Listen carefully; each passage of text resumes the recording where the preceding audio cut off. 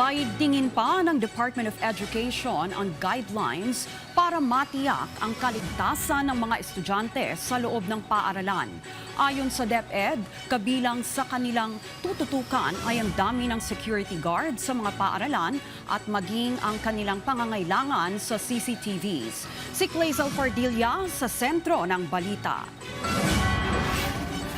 Minsan ang nakaranas ng pambubuli sa loob ng eskwelahan ang 2 sa 6 na anak ni Ann. Minsan ma'am yung tinatapon yung gamit nila, yung baon nila, or minsan tutulak. Halimbawa nagkaroon ng pananakit, ganun, or pang-aasar sa kanila, pambubuli. Kinakausap ko po agad yung teacher ma'am. Nakikipag-coordinate po kaagad ako sa teacher. Mabilis naman tumugon ng eskwelahan at naresolba ang issue.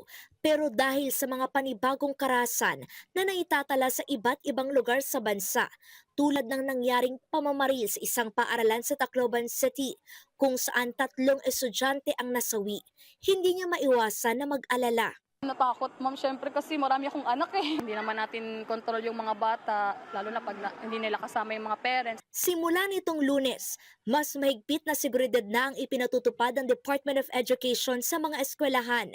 Ipinag-utos na ng ahensya ang nationwide safety audit at pag-aaral sa mga umiiral na panuntunan na tumutugon sa kaligtasan ng mga estudyante. Kabilang ang mekanismo na magpoprotekta sa mga mag-aaral, hakbang kontra bullying at programa para sa mental health.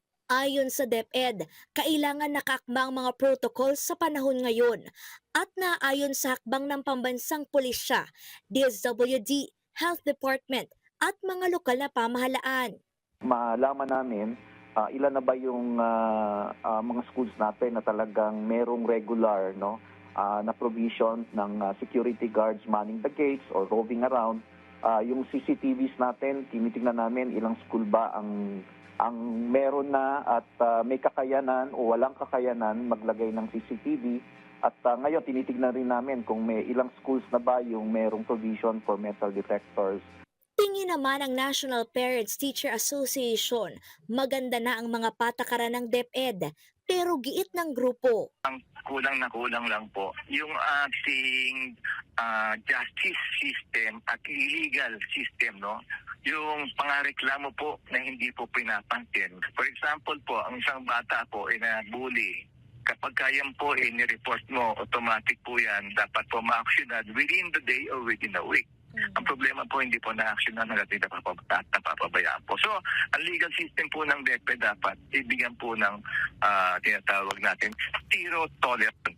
Hinihikayat ngayon ng NPTA ang mga magulang na lumahok sa pagboboluntaryo sa mga paaralan, gaya ng pagbabantay sa loob at labas ng school, pag-aasiste sa mga estudyante, at pagmamonitor sa mga insidente ng karahasan. Nanawagan din sila sa DepEd na palakasin pa ang partisipasyon ng PTA para tumulong sa mga kaso ng bullying. Sa ngayon, patuloy ang pagbabantay at pag-abot ng tulong ng DepEd sa mga estudyante na naapektuhan ng pamamaril sa Tacloban.